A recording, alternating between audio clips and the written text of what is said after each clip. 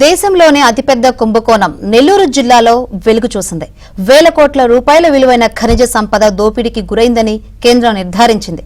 కేంద్ర ప్రభుత్వ ఆదేశాల మేరకు ఏపీ మైనింగ్ శాఖ విచారణ చేపట్టగా వైసీపీ మైనింగ్ మాఫియా బాగోతం బయటపడింది.